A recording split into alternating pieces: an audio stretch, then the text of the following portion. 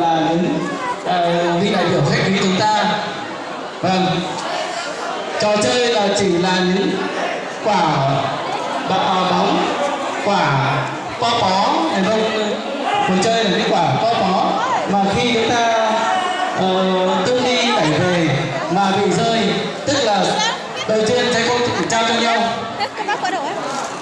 Khán giả lùi ra phía sau hội trường một tí ạ. Mời khán giả lùi ra phía sau hội trường một tí ạ.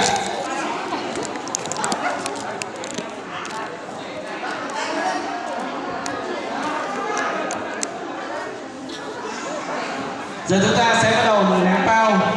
Kính thưa quý vị đại biểu khách quý, mỗi độ xuân về, khi bản làng tổ chức vui hội rất nhiều trò chơi dân gian truyền thống của đồng bào dân tộc Mông tổ chức như đánh đu, đánh yến, đẩy gậy, đeo cây, vân vân.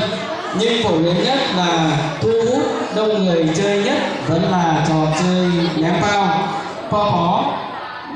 Đây là một trong những nét văn hóa đặc trưng độc đáo có từ rất lâu đời và được truyền lại đến ngày hôm nay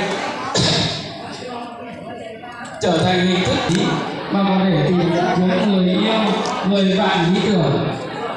Với cái nguồn gốc sâu xa đầy ý nghĩa đó, chúng ta tin rằng trò chơi không chỉ là tìm bạn đời lý tưởng, nó như một sợi dây vô hình gắn kết mọi người với nhau, cùng tâm sự những khó khăn trong cuộc sống, cùng đoàn kết, cùng nhau phát triển kinh tế xã hội với những nội dung mà chúng ta đang trải nghiệm.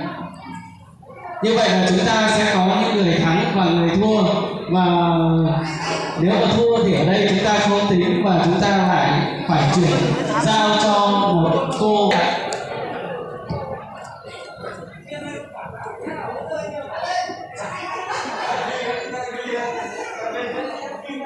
Nếu mà rơi duyên thì đề nghị chúng ta chuyển đôi bạn khác để ta ném bao, chứ không phải rơi duyên rồi chúng ta ném mãi được đâu ạ.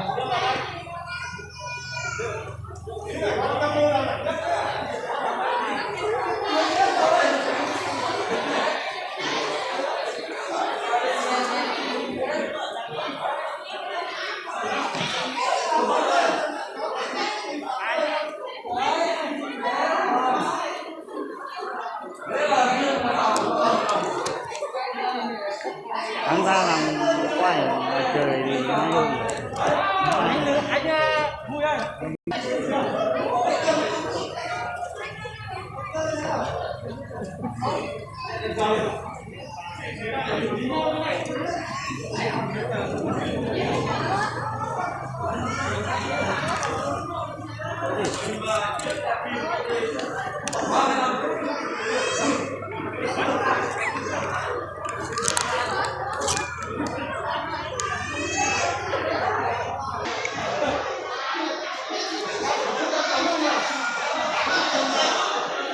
Kính thưa quý vị đại biểu khách quý, thưa toàn thể bà con nhân dân.